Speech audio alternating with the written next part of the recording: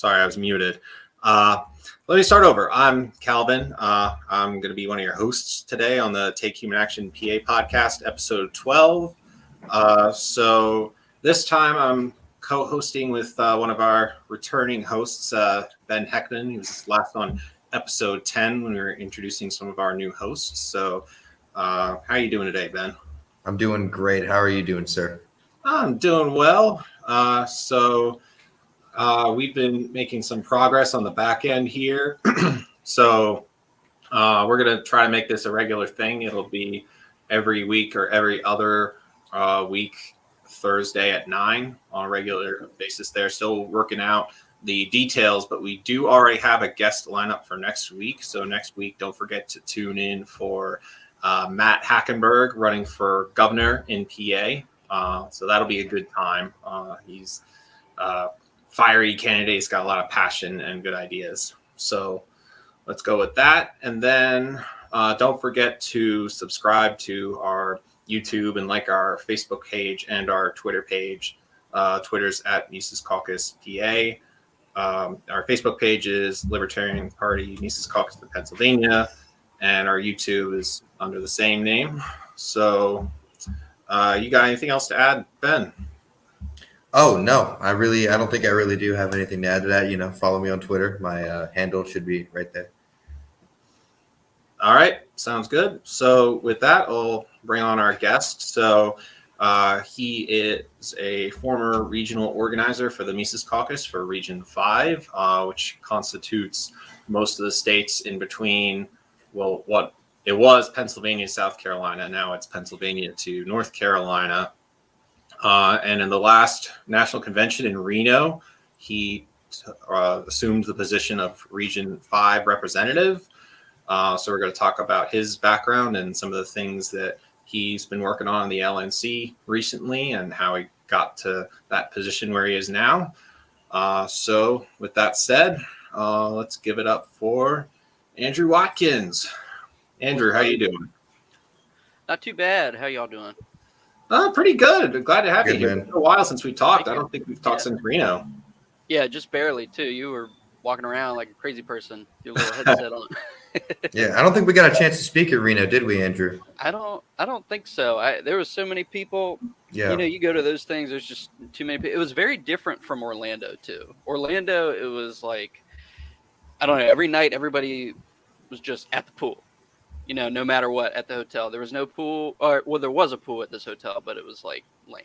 So nobody, I don't know. It didn't feel as cohesive as it did back then. Was a pool. It's just really hard to get to. I ended up running into Kinsella at the pool later on. Oh, nice. Yeah, I went up there, like my first night I was there, I was like, maybe I'll swim. And I went up there and there was just a bunch of kids and nobody I recognized and no bar. So I was like, I'm going to bed. So. Fair enough. So to anyone who's watching, drop your comments and questions in the chat. Later on, when we get towards the end, whatever questions there are, we'll drop them in there and we can pass them on to Andrew here. So with that said, Andrew, why don't you tell us a little bit about yourself, like your background, how you got involved in the Liberty movement, and how you heard about the Mises Caucus? All right. So right now I am, I work for my dad's company. He is a real estate appraiser. So I've been helping him for almost about a year now with that. And I just recently technically graduated with a bachelor's in biology. I'm still finishing up my last class, which will be over in 2 weeks from now. So I have that degree that I don't plan on using. So as far as my origin story, I want to say it started in high school. So right now I'm 26. I graduated high school in 2014. I believe I'm the youngest person on the LNC, if I'm not mistaken. I might be neck and neck with Dustin and Anna, but I'm not 100% sure. But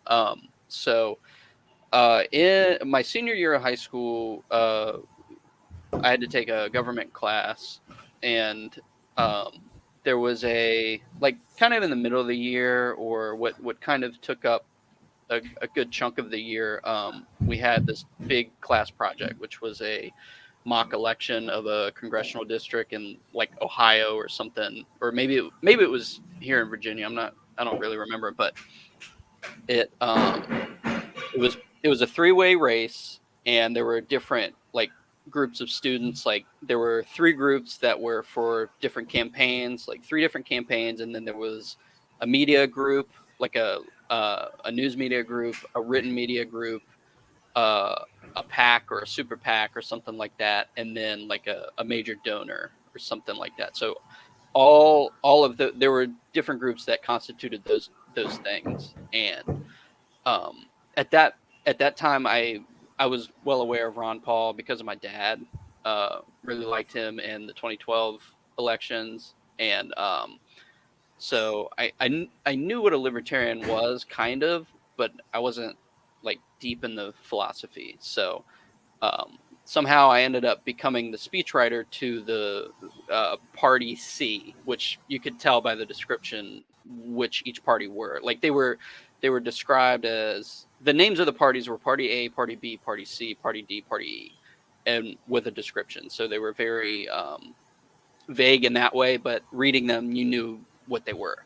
So I went to the class pothead, of course. I was like, yo, if you pick that party, I'll be your speechwriter. And he was like, got you.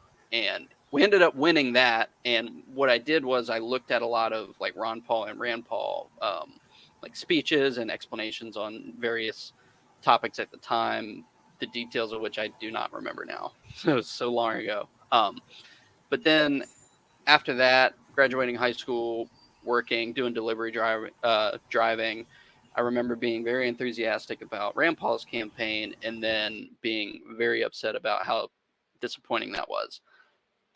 So after he lost the primary, I spent a lot of time listening to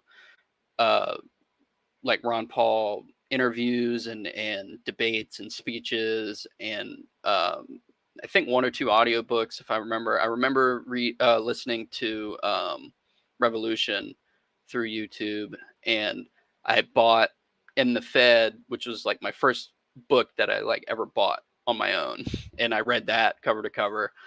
And I was also listening to Joe Rogan a lot at the time, and this was 2016, obviously the Rand Paul campaign. But then after he lost, I became aware of Gary Johnson because I, obviously didn't like the other two candidates.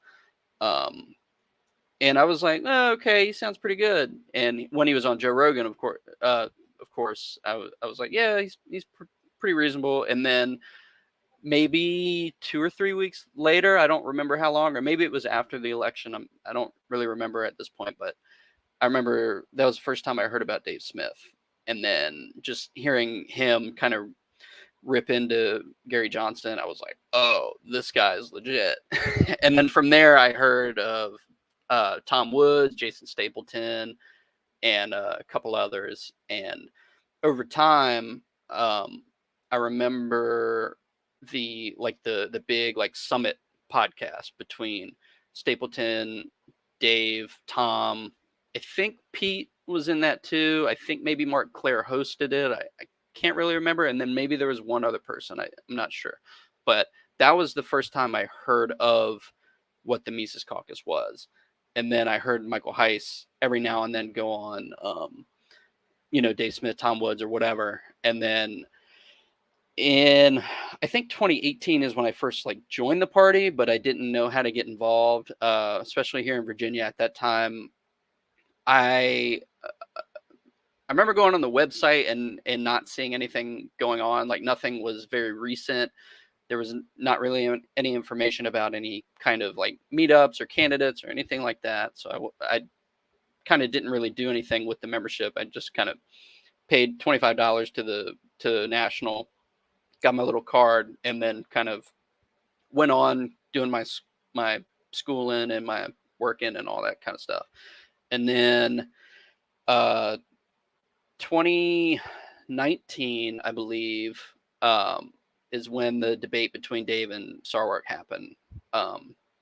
not too long, I think, after the petition to denounce white supremacy or whatever, that debate really motivated me to want to get involved and actually do something. So I reached out. I don't even remember where I reached out to. I think I commented on something in the Mises Facebook group, or maybe I just like made a post, and I was connected with the only Virginia organizer at the time, John Kennedy, and had a phone call with him. And the next, like that weekend or something, there was a like our team meeting, like the monthly organizer meeting, and I was just in there, and there was Michael Heiss. I was like, holy shit, this is crazy. So it just kind of fell into the role that way. And then our showing in 2020 was, not very sizable, but a good amount of us were able to come out. But that's basically my origin, and then how I got involved into the Mises Caucus. Good stuff. Thanks, Andrew. Yeah. That was a lot of background. I love hearing people's stories because like they're so different and yet so similar at the same time. Like we hear from a lot of the same people, but it's at like different times, and we don't always come about it the right way. Sometimes you're looking for it, sometimes you just stumble upon it. It's just good hearing that stuff. Ben, you have any comments or questions on it? Well, yeah, I do have like a question I'd like to. So you are Region 5 representative for the LNC, right? Correct. Could you explain exactly what that position is and what you do for that position? So exactly what it is, I think it depends on who you talk to. Okay. But yeah, so basically all it is, and it's very similar to how this state party here in Virginia is kind of set up. But basically the regional organizers are, they represent states that make up 10% of the national membership of the Libertarian Party. So I represent Pennsylvania, Maryland, West Virginia, Delaware, DC, Virginia, and North Carolina. So basically I'm still kind of like finding my groove, but if members of the states in which you represent or the chairs have any concerns or comments or requests or anything like that, those are communicated through me or like with me as a backup, as a liaison to the LNC for them, keeping up with what's going on in each state, keeping track of our candidates if we have any, which we're going to have. Like, you have multiple states in your region, you're going to have candidates, stuff like that. Interesting. Okay. Well, thank you for breaking it down like that. It's people like you that are very important in the party, doing all the bureaucratic work that definitely goes over my head. So yeah, that's cool. I definitely want to get into that more as we go on, but to get back to the Mises stuff for a minute, like how did you get involved in leadership, and what kinds of projects did you do as like a state and a regional organizer? In leadership in what way? In like the state organizer and a regional organizer for the Mises Caucus. Oh, okay. So kind of ass backwards. Just kind of fell into it. Like I mentioned before, I wanted to get involved with the state party. I didn't really know where to start. I started going to my local meetings, and they were run by neocons, like former Republicans. A lot of them were current Republicans, that kind of thing. And I was like, I kind of don't want to go here. It's like, I don't know how to describe it. It's like you go to those things and you just kind of feel icky. I don't know. It's one of those things. But like I mentioned before, I got in touch with the only organizer at the time here in Virginia, and then he kind of brought me on as an organizer without telling me he was bringing me on as an organizer. I didn't even know what that was until after becoming one. So then We had Paul Bracco, who has been just a fucking rock star. He joined us as well, and we didn't really have enough time to recruit too much before 2020 because I didn't become an organizer until like that October before the convention. And then Paul, I think, was brought on either that same month or maybe a month or two after. I'm not really sure. So we didn't. In our convention was, I think, March. It was like March 8th or something like that, because it was like right before all the lockdowns started. And God, I can't believe that just dawned on me now how long ago that was. But yeah, so that's like right when the lockdowns started was then. And by that point, like, qualifications were already set, delegates were already selected. There was like maybe, I think we had 9 consistent Mises votes in 2020 from Virginia. And then after that, I, coming off of the split convention, where we nominated Joe Jorgensen in, I guess it was May, and then we went to Orlando to do all the rest of the business later that July. Coming back, I recruited a bunch of people, both in the caucus, mostly not in the caucus, just kind of through the campaign. We ended up going to our local meetings a lot that were run by neocons, and having the state party declare them disaffiliated, and then replacing them. So that was fun. And I think it was after that, either Jeff or Mike asked if I would become the next Region 5 organizer, because they had kind of had regional organizers at that point for maybe a couple of months or so. I'm not really sure, but I don't think they really played a major role at that time because they were still kind of figuring it out. But I think by the time that I became a regional organizer, each state in Region 5 at that time, South Carolina was still included. I think just DC and South Carolina were lagging behind a little bit, and then Virginia was maybe a little bit ahead of them, and then all the other states were pretty solid. But I basically, as a regional organizer, just kind of going around each state, if they needed help them. Like Pennsylvania, I didn't really have to do much for y'all because y'all had it down pretty good. So it's like mostly just kind of helping the states that were struggling a little bit get a bit of a boost. And I brought Matt Lucas on to help me with that. Yeah, and I could tell that from the communications we had that you guys were on top of things, and it was nice to be able to come to you when we had questions or we got something we were working on.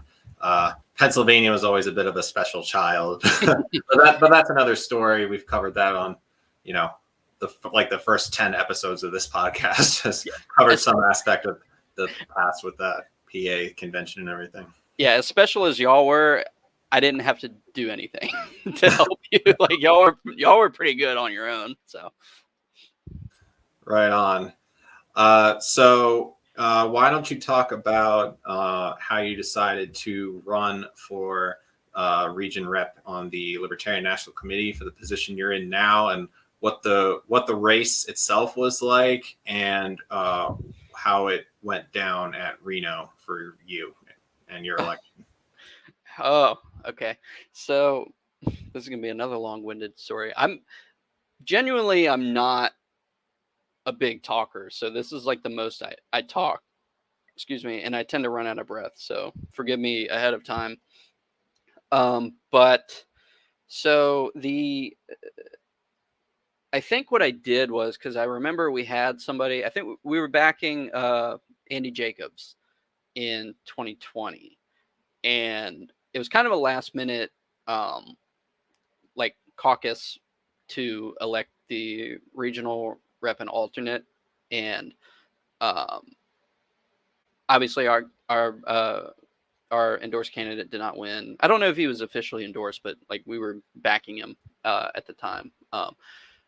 So after that, well after that, like after I had become a regional organizer, which I think this would have been maybe December of not this past year, but the year before, maybe that January. I'm not quite sure. I think I asked either Jeff or Mike. I think it was Jeff that I asked if we had anybody lined up for Region 5. He was like, I don't know. What's up? What's up? How about you? I was like, I don't know. I got school. I'm not quite sure. But I think after that, I had a phone call with him and then later Mike, and they convinced me to do it. And then I think I talked to Stephen Nikala not long after that, just to kind of get some advice. I called him on the phone, I remember. And then after that, I don't think I announced for a while, but I was still visiting. Like I went to the Maryland convention in 21, and then I went to the Delaware convention. I think those were the only two conventions I was able to make that year. And then Delaware obviously had their issue, like, was it not even 4 months? Something between 4 and 6 months after their convention, they had their whole thing go down. But as far as the race goes, I think I announced in July of last year. Yeah, so about a year ago now. It was like either before or after. I think it was after the regional like training that we had down here in my area actually. And I didn't really do anything with it after announcing, just because I was the chair of my local affiliate at the time, and I wanted to focus on that as best as I could with everything else that I was dealing with at the time, aside from LP stuff. So I didn't really start like campaigning until after I was no longer chair. And so that was after New Year's last year. So and I missed the 2021 Pennsylvania convention. I was hoping to go, but it just didn't work out. But I went again to Maryland. Their convention's always fun. I went to Pennsylvania this past time. That was a good time. And then I went to Delaware again, and it was Delaware in 2022 was like the most boring convention I've ever been to.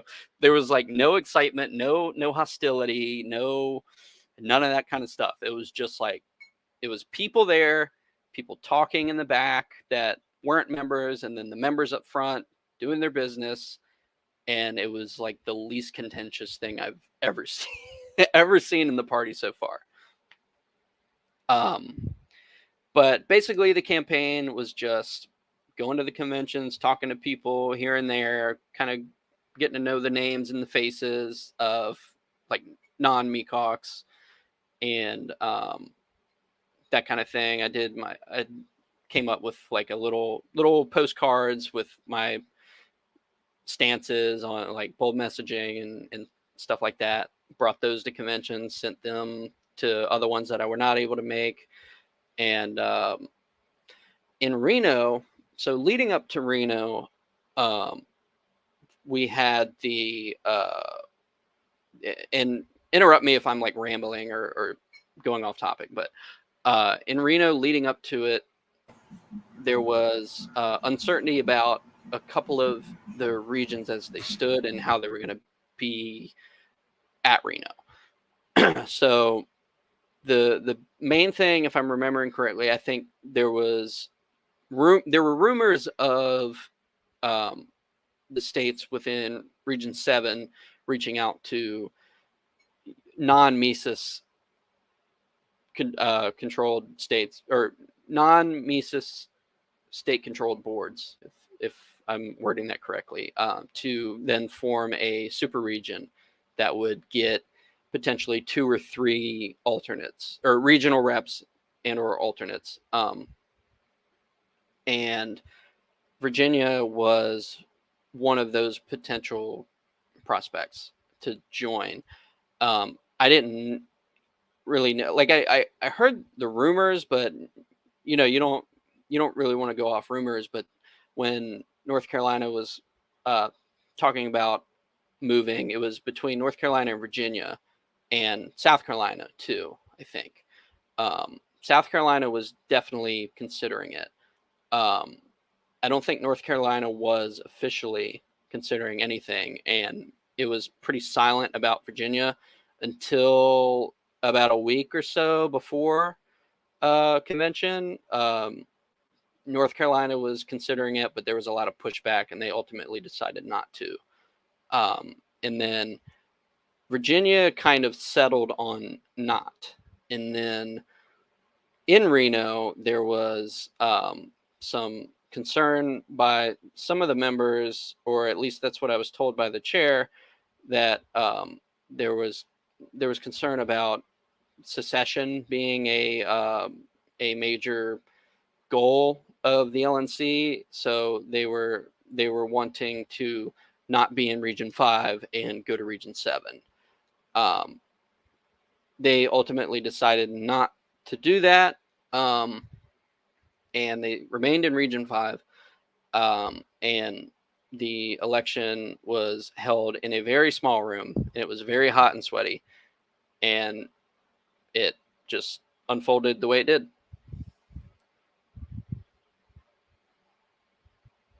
Yeah, you were there. You were in that room too, right, Ben? Yes, I was in that room. It was something else. It was very hot. It was very sweaty. I was lucky enough to get a seat. A lot of people had to stand in the back, and watching that go down was definitely a highlight of that day.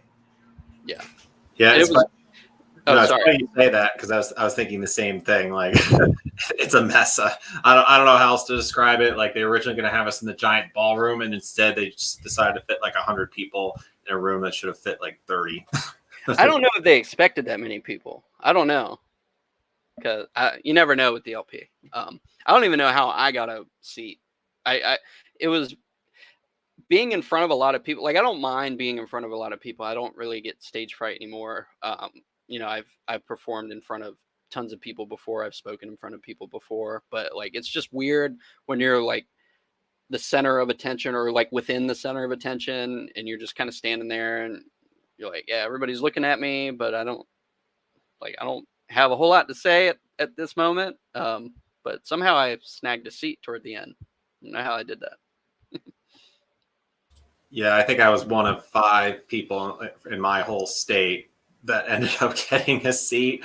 I ended up taking a couple of pictures too. It was just completely packed, and I think half the people in that room might have ended up getting sick later.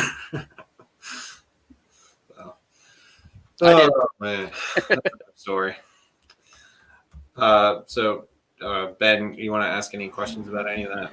Yeah, sure. So, you've been to plenty of states in this region. You've been to Reno, so you've got a pretty good taste of the libertarians and the parties and the Mises Caucus. What would you say is the biggest misconception of the Mises Caucus, given your experience and your traveling?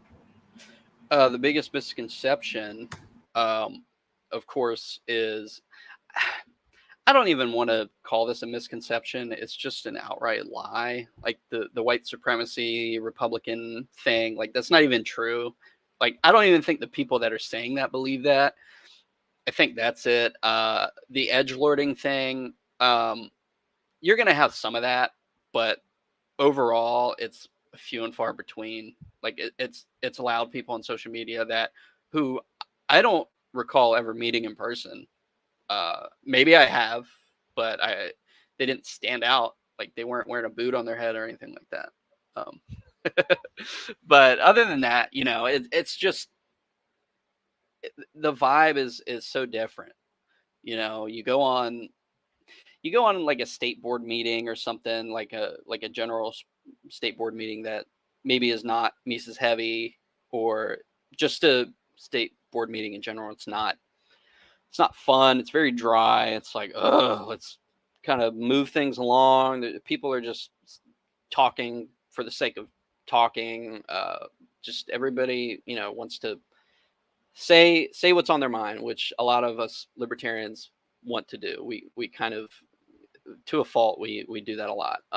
But Mises Caucus events have always been like fun. It's been fun. It's been collaborative. Like people talking about just some crazy shit, or just like actual business type stuff and interesting stuff that you don't get in any other like circle of friends that you might have. And you can get a lot of that in just general libertarian circles too. But it's more warm. It's more of a warm welcome when you're in a Mises group. Even if you're not a Mises person and you're not like a hostile hate or anything, like people will welcome you. They'll be like, here's a beer. Like, you want to play cornhole or whatever? You want to play pool? Let's talk. We hate the state. Let's do a shotgun. Like, I don't know.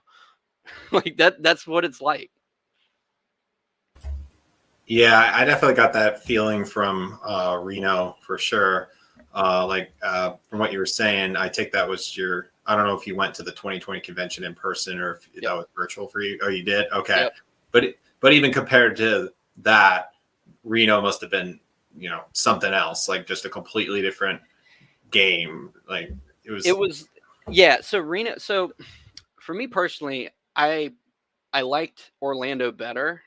I liked the place better. I liked the area better. Or like the convention hall. I liked the area around where we were better. But Reno, it was more likely you would run into somebody that was a Mises person, and you wouldn't feel like, I don't know, like, am I going to get attacked or hated or shoulder checked or fake shoulder checked, whatever, by somebody with a possibly CIA background. But no, Reno was definitely it was different. It was a lot different than 2020. It went a lot smoother than I thought it would. Definitely went a lot smoother than I thought it would. And there was a lot more planning that went into it as well. And then the Ron Paul event was amazing, of course. Just, I don't know. I'm mostly speechless. I don't know how to really explain it or convey my feelings about it, but it just felt great. Like, it felt like, okay, now we're starting. You know what I mean? Yeah, I was about to ask you about that, but you started to capture it there. It's like it was really hard to describe, just the feeling in the room, and just me going there. Even I knew so many people from outside of Pennsylvania at that point. Like, I'd met a handful, but talked to a lot of others online, and just meeting so many of them in person, it's just like you've known them for years at that point, even though it was your first time meeting them. It was a crazy feeling for me. Maybe Ben's a little newer in the caucus, so why don't you say a little bit about that from your end? Oh yeah, I mean, just with the little experience that I have, which is a year and a half, 2 years now, I'd say the sense of community is definitely there. Like in Reno, I would walk up to people and have conversations with them like pretty easily, and that's kind of rare for me as a person, like for anyone who knows me. So yeah, no, I definitely hear that and agree with that. It sounds like you were very similar to me, Andrew, in that you saw like what the Mises Caucus was doing, and you kind of got like a different sense from them that they're actually like kicking the Libertarian Party in the ass in a way that's like kind of much needed, that the Libertarian Party hasn't really seen before. Would you say that's the case? Yeah, I would say that's the case. Sometimes like when you're fucking up, you got to get told you're fucking up. Otherwise, you're not gonna be able to fix your mistakes. That's how you learn. I prefer constructive criticism But like on a large scale, obviously you're not going to get that, especially when the establishment is like completely turned off from hearing any kind of criticism. It's like, no, what we're doing is good, and we don't want to hear it. Like, it's perfect. It's golden. We're winning. You know, we got 1.5%, not even. We're doing so good. That's kind of thing. So it needed to happen a long time ago. And I think a lot of people that have been around since before 2006, since the big change, or the Portland massacre, or the big change, whatever you want to call it, happened back then, a lot of the, I want to say old timers, but the old timers are excited that there's younger and more new energy coming into the party. Yeah, even since 2017 was my first state convention. 2018 was my first national. Like, I could even tell a difference even from those like 4 years. It's just crazy how much not just the demographic change, but the amount of people that were going there, and like the culture of it all. It's not even comparable anymore. No, it's just so much better now. So let's come back to your LNC term. So can you give us some of the highlights? What's been going on so far? Like, what has the new LNC done? What are some of the biggest differences from the previous term? Just lay it all out for us. It's a ton of emails. It's a lot of emails. The current term. So leading up to the convention, past year and a half or so, I would frequently check the LNC business list just to kind of see what was going on. And it got to a point where I was like, I'm not even going to check it anymore, because I'm not getting anything out of it. It's just people bickering, and it's unproductive. There's no value in it. It's just a lot of bullshit and wasting time. That's just what it was. This LNC is very collaborative. They work well together, even some that aren't in the caucus. Even if there's disagreement or anything like that, it's not like it's a hostile environment. It doesn't feel uncomfortable, at least to me. I would be surprised if anybody else on the LNC felt uncomfortable or unable to, or not. I guess I would be surprised if they weren't comfortable coming to people on the LNC with ideas, without fear of being struck down just because of who they are or whatever. I think everybody currently on the LNC is very open to ideas and criticisms and things like that.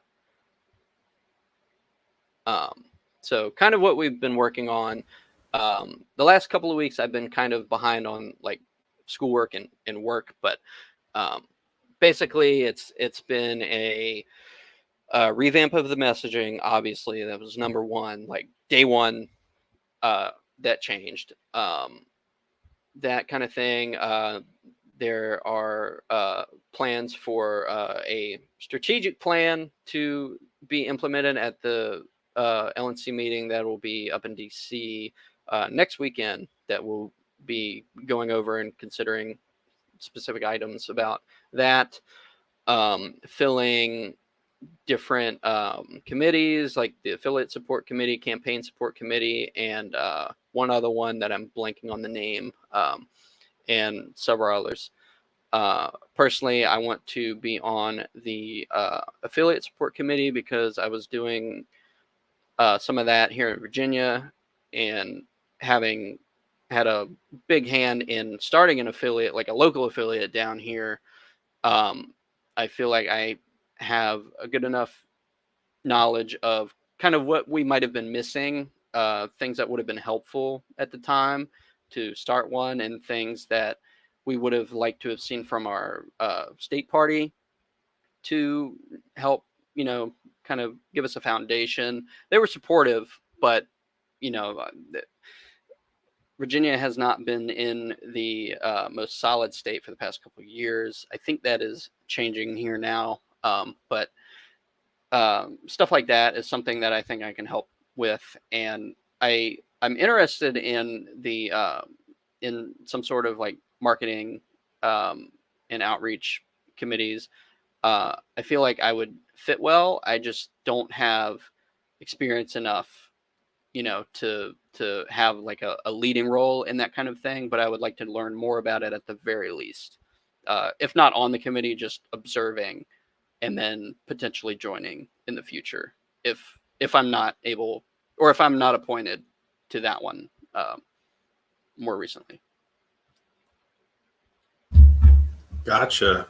Yeah, I can tell from the social media alone, we're definitely setting a different tone here, and it's getting some attention, a lot more so than the previous iterations have. Like, it's.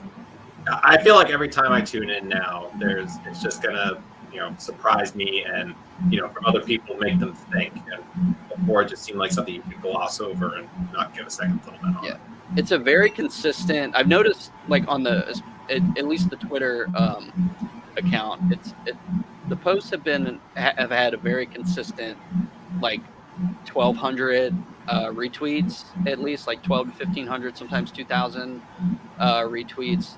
There are now more followers. The LP now has more followers, I think, than Dave Smith does, and that was not the case however many months ago or years ago or whatever. Yeah, that's another thing that's changed quickly, and something that I keep emphasizing with people is, just the fact that we have a strategic plan at all. Before this, it was, with one exception, it was every chair would run for 1, maybe 2 terms before they're tossed out, and somebody else comes in, and there's just no ability to do long-term planning because every 2 to 4 years, the whole LNC would just be replaced. So the ability to do long-term planning is pretty much gone. But now, for the first time in the party's history, we actually have a chance to do that, and that's not something to underestimate. Yeah. So one other thing that I noticed in some of the early meetings is you guys passed some resolutions, right? One of them being defend the guard, and a few others. Can you talk about that? Yeah. So the defend the guard bill, or the defend the guard resolution, was passed. I think that was the first one that we passed. And it's been some time now. I'm blanking on the particulars of it, but basically it's providing support for defend the guard, which it needs to be, I think, more in the forefront of a lot of our messaging, especially being anti-war, or as we have claimed to be in the past, which we have been, even without the Mises, the takeover and all that. But I think more emphasis could be placed, or could have been placed, and I think now it will be, on ending all the wars and doing what we can to chip away at the empire. The other resolution, there was another one. I know there were 3 that were considered at the first meeting. There was the defend the guard. There was one other one I'm blanking on at this moment, and then the other one was the Southern Poverty Law Center article that came out. Was it like the weekend before the convention, something like that? Yeah, that was the week or a little bit less than that before the national convention. Yeah, calling our people the all the names that you're going to hear. So it almost passed unanimously that day, but I think without notice, the rule was everybody had to vote yes on it. Otherwise, it would fail. So it did fail because there was 1 no vote, and then there was an e-ballot, and I think most of us that originally had voted yes on it decided, I think it's not really necessary. Like, yeah, it was dumb. It was a dumb article, obviously, but it's like, I mean, they just wrote another one, like, what are we going to do? Every time they're going to write an article that is against us, we got to come out and say something. Not every time, maybe sometimes, but it just wasn't, I don't think it was timely anymore at that point when it was reintroduced on the online ballot. So everybody was like, nah, our window's closed. Like, just move on. It's gone now. Like, we don't even remember it until tonight. Like, I didn't even remember it until just now thinking about it. But that's just me. Yeah, for anyone who doesn't know, the Southern Poverty Law Center wrote an article about some of the guys in the caucus right before convention. So timing was a little funny on that, and that's how the resolution came about. Yeah, that's been discussed ad nauseum on other podcasts, so we don't need to do a deep dive into that right now. But yeah, it's funny timing. I'll just leave it at that. Yeah. But it's good, though. It shows that we are not invisible to these people that we're up against.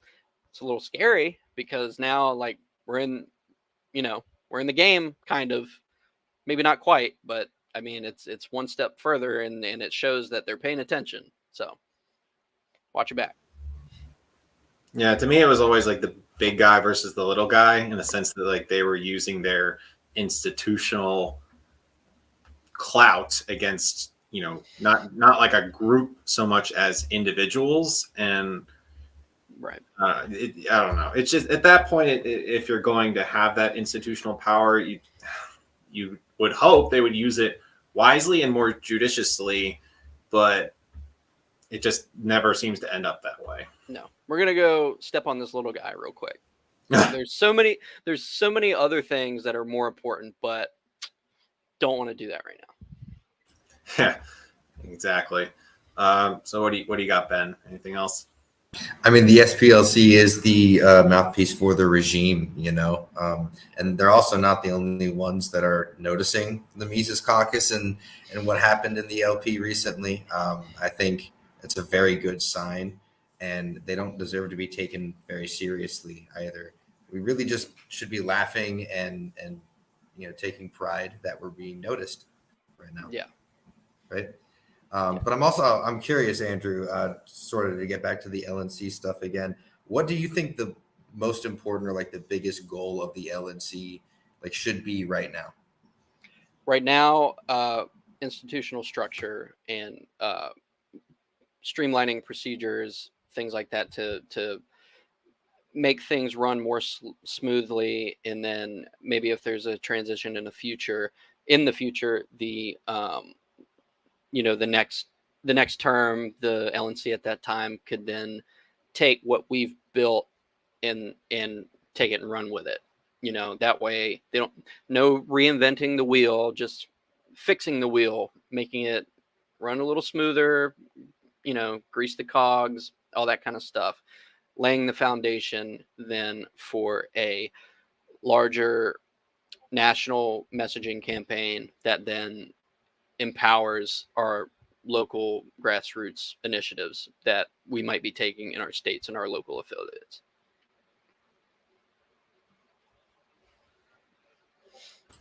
Right on. You got anything else, Ben? No, not really. Yeah, I am kind of curious of one other thing. There's a lot of talk in the LP and the Mises Caucus of, maybe we shouldn't be running federal candidates. Maybe we should only be running, candidates for local and state offices. Do you have any sort of preference as to what level of office is the most important, when it comes to running candidates, or do you think we should be running candidates for, Senate and Congress and whatnot? So I definitely think that we should have a major focus on the presidential run, because it is a way to have a strong national message that is inserted into the campaign, and it can influence the conversation between the D's and the R's, and it also draws attention to us by people who do not like the Democrats or the Republicans or anything like that. It gives them a place where they like maybe they like what we're saying and they're like, oh, okay, maybe I should check these people out. And then once they're here, we can help to educate them even further about what the philosophy is. I also think that alongside the presidential campaign, we need to be running a lot of local campaigns, because that is where libertarians statistically do win. That's where we have most of our elected libertarians, is in nonpartisan offices locally, county and state, or county and city level, that kind of thing. Now, there are give me 1 second, sorry, girlfriend texting me. There are states in which, in order to retain ballot access, the party has to run somebody for either governor or senate, or somebody on a statewide race or a national level race. If you need to keep your ballot access by doing that, then you should do that. And I also think that since you're in that position, also use it this in a similar way that the presidential campaign would be used, and that is a tool for driving membership and fundraising, and attention to more local candidates that are aligned with us. Right on. And that's a good transition to like the final question that I had. And I think this is a key for a lot of our people in Pennsylvania. Even some of our organizers, I can tell you from talking with them, they don't focus on national much at all. They focus on state and local pretty much exclusively. So a lot of them don't know the first thing about the LNC, what it does, or how it even affects them. So why don't you tell our people in PA, what does the LNC do? Like how can you guys help us, or what things would you be good resources for in ways that can directly impact Pennsylvania and other states? And if somebody in our state has questions or something that they want to reach out to the LNC about, like, what can people do to contact you, and what things you think you'd be able to help with? Okay, so the LNC ideally should not affect the state and local parties in a negative way. It should be to support them in any way that they might need or want in the capacity that we'd be able to do that. One good example about what we could help with is Delaware was asking about defend the guard legislation that other states might have had that they could introduce, and I think it was Maine and Kansas had some, and I believe Delaware was able to reach out to them regarding that. I haven't followed up with them yet, but I should do that actually, now that I think about it. But stuff like that. So if there are issues within a state or a local area where there might be some overlap in other states, the LNC should be helping to facilitate collaboration between those areas. Like maybe it's another example would be ABC laws, alcoholic beverage control laws. Virginia and North Carolina both have those. I think Pennsylvania does too, if I'm not mistaken. Is that right?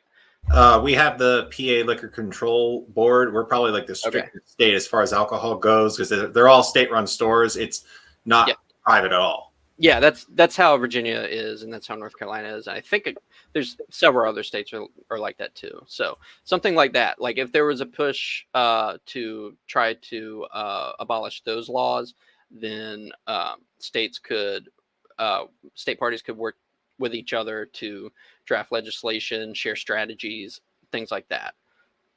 So that's where I think the regional representatives come into play, is knowing what's going on within each of their states, and then being able to connect with other regional organizers, or not organizers, representatives that know what's going on in their region, and if there are some similar issues that are going on, some overlap, then they can collaborate in that way.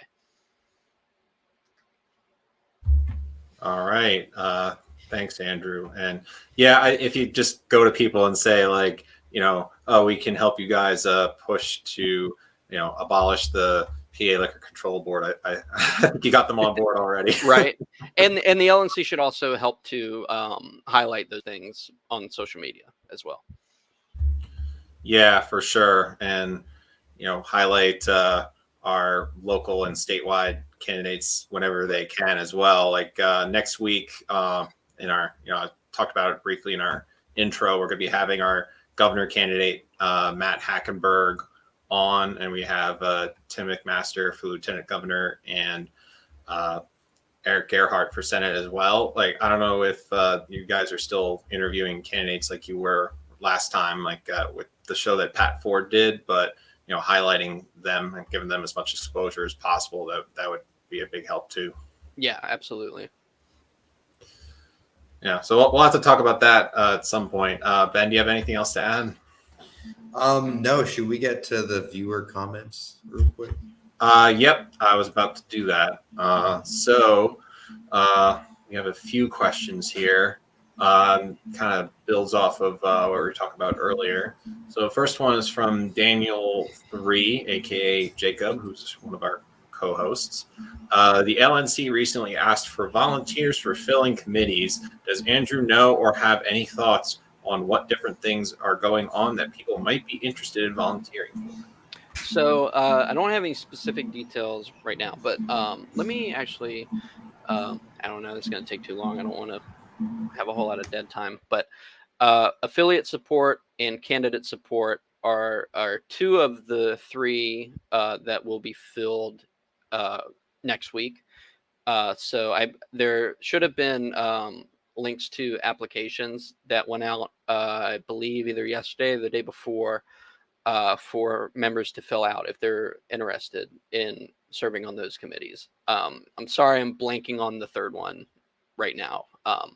But yeah, if you're interested, check your email. If you're a national member, it should be one of the most recent emails, like the most recent or the second most recent emails.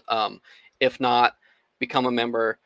And if you're in Pennsylvania, reach out to me. If or anybody watching this, reach out to me, and I'll try to forward that to you if you're interested. Well, since you brought up affiliate support, do you know what kind of things do they work on? What kind of projects they're going to be doing?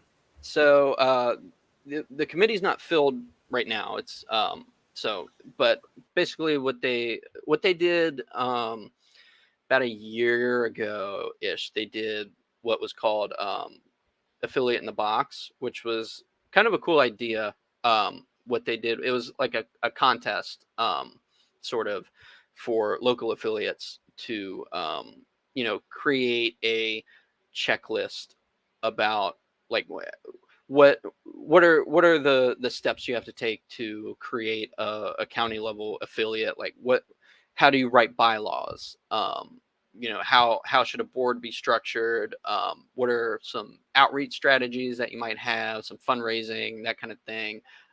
Literature, like what materials do you need, like do you have a flash drive where you can store all this stuff, or go print it last minute? Do you have a table? Do you have canopies, tents, pens, like stuff that people can take away from like when you're tabling at events, that kind of thing. So things like that I think are helpful. And then the winner of, like, whoever came up with the best like package got sent a like I guess they were sent money to then buy that stuff. I don't think they were physically sent that stuff, but that list should live somewhere where any member or affiliates should be able to access. At least if it's not, then it should be. So that's something that I kind of want to help continue, is that thing, and literature. Just maybe revisit the current literature that the LP has. Personally, because I don't know if any of y'all have seen some of the literature that you get from National, but it's like a wall of text, and it's like front and back, and it's just like, who's going to read that? You know what I mean? I feel like it should just be short, like a short paragraph, maybe 2 or 3 sentences, and then here's a QR code, join here. Like simple, something that catches the eye, that kind of thing. Gotcha. Cool. Ben, any more comments on that? Nope. Yeah, well, I think a lot of us got some experience working in the Mises Caucus and seeing like what methods were effective as far as like literature and outreach and stuff. So I'm glad we have some people carrying over those same methods into the party and using it to good effect. Absolutely. Yeah, that's one thing I definitely learned along the way. Yeah, I got very good at going through spreadsheets. Understatement and organizing people. of the year. Huh? Understatement of the year. Yeah. Oh, all right. So we got another question here. You got to take this one very seriously. All right. So, how long did it take you to grow that beautiful caterpillar? So to grow it, I don't think it took more than like 2 months to grow it in a way that I could manipulate it. But I've had this for, I'd say maybe 6 or 7 years now. I want to say something like that. I've had this for quite a while. Doesn't always cooperate. Like if you see now, this one's a little sad. It's a little too hot. So. Yeah. I'm actually going to be not too far from you this weekend. I'm going to make a trip down south, and it's supposed to be over 100 degrees. Like, I don't even know what I'm going to do. It's not supposed to be like that. Yeah, it's not great right now. So right now it looks like it says it's 78. I call bullshit on that. But our AC broke upstairs. So last night and we were talking about this before, but yeah, I didn't fall asleep, I think, till about 3 a.m. because it was so hot. I have a box fan that, like, the downstairs air conditioning is working. So I had a box fan, like a big box fan blowing cold air up the stairs to try to cool it down. And like, as soon as you walk, like you take your first step down the stairs is when you feel how you feel the temperature difference. It's like 20 degrees cooler, but like you step back up, it's like, it's not even, there's like a barrier there that's keeping the cold air downstairs for some reason. So it's not pleasant right now. Where are you going? I'm going to be in DC for part of the weekend. Oh, okay. Man, come next weekend. You can hang out at the LNC meeting. Nah, I wish I could, but I can't. I'm going away too many weekends this summer already. Yeah, I feel that. Yeah, it's like my 4th or 5th weekend away, and I've got like one more after that. Yeah, it's a lot this year. Like 3 of them were weddings. Yeah, that'll do it. It's that season. All right. So, Ben, you got any last minute comments or questions? No, I do not. I wrote down some questions in my notes app, and I asked the ones that I thought were interesting, because the other ones I don't think are very interesting. So, yeah. Well, it's all good. So if that's all you got, then I'll just ask Andrew one last time. Why don't you give a last pitch for why people should get involved in the Libertarian Party and how they join? Get involved, man. It's a good time. You can join LP National at lp.org, and it should be pretty easy to find. You'll meet so many like-minded people now. I mean, you always would have, but I think more so now that with the change in leadership, there will be a lot more people like of the Ron Paul era, that kind of thing. Very, very community oriented people. Join for that. If nothing else, join for that, but also help advance liberty in your local area, because that's where that's where we need it. We need it where we live. People want to be free. Maybe they don't know it. Maybe they don't feel like it. Maybe they want security, but deep down they want to be able to do what they want to do. And the best way to do that is for people like us to advance our principles. All right. Thanks, Andrew. So why don't you give us your plugs and tell people how they can get in touch with you? Get in touch with me. My email is andrew.watkins@lp.org. And the regional alternate is Otto Dassing, who's also great. He was actually put onto the LNC last term to fill a vacancy. He's one of us as well. He's a Mises guy from Maryland. He can be reached at Otto, OTTO.Dassing, DASSING @lp.org. So either one of us, if I don't get back to you, he can get back to you. We're the Region 5 crew. Oh yeah, that is one thing I forgot to ask, like, because I know he was on the LNC for a little bit before you were. So how's it been working for him, and how how's it been for him now working with you?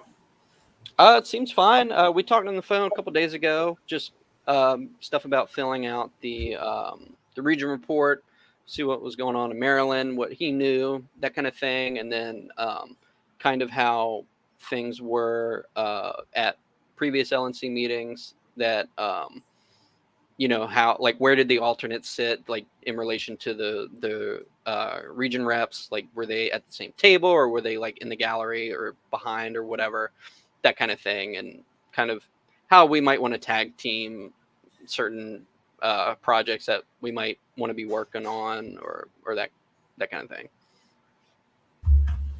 Gotcha. So something else I was thinking of. Well, Ben, why don't you give your plugs and I'll see if it comes back to me. Okay, cool. Well, you can follow me on Twitter at @BenHeckman_. And I'm also going to be at the Young Americans for Liberty Revolution 22. If anyone else is going to be there, hit me up. It'll be fun. It'll be cool. If you want to go, hit me up. Yeah, that's pretty much it. Oh, yeah, you were supposed to give a plug for that before. Can you name some of the speakers real quick? Yes. So as far as speakers go, we got the great Ron Paul, we got Tulsi Gabbard, we got Rand Paul, we got Dave Smith, among many others. Reed Coverdale and Mark Clare and Clint Russell are going to be doing a cool podcast panel. I'm looking forward to that too. It'll be great. It's from August 4th to 6th. Oh, wow. It's going to be great. It's in Orlando, Florida at the Gaylord Hotel. Perfect. Is that the name of the town? It's the name of the hotel. I don't know. There are some towns that are actually called that. Yeah, no, that's like a legitimate name. That just sounds funny. Yeah, not to mention it's also like the name for, it's like a trucking term, but I forget what exactly it means. Maybe boxes, shipping, something like that. It's an actual word. Anytime I hear that name, I just think of Meet the Parents. That's all I think of. Oh, and I remember I was going to ask you, Andrew, because I don't think everyone knows. Can you name the states in your region so people know, what your region covers, and that people from those states can get in touch with you? Yeah, it's North Carolina, Virginia, West Virginia, DC, Maryland, Delaware, and Pennsylvania. All right, sounds good. So you can follow me at LP Mises Caucus PA. That's where I'll be doing a lot of posting. Also at the Facebook page, Libertarian Party Mises Caucus PA, as well as our YouTube, also Libertarian Mises, or PA Mises Caucus. So again, next week at this time, 9:00 on Thursday, we'll be having Matt Hackenberg for governor on. Thanks again, Andrew. Stick around for a little bit, and we'll talk after the show. Yeah, thanks for having me. All right. All right. Got anything else for me, Ben? No, thanks for letting me co-host this one with you. It's interesting having people that were recently elected to the LNC on the show to talk about it, because what happened in Reno very recently was quite historical, and I think it's really good to get the perspectives of people like Andrew, just so we can kind of prove that we are doing what we said we would do with this mission, with the takeover. Right, exactly. And there are a lot of new people in Pennsylvania and people who don't see what's going on at national a lot. So it's important to highlight that. So that was a lot of the reason that we brought Andrew on to connect us to someone who can connect us with the LNC, and he's doing a good job with it. And looking forward to seeing what this LNC does next. Me too, man. All right. Thanks, Ben. Thanks, everyone. Tune in next week for Matt Hackerberg, and have a good weekend.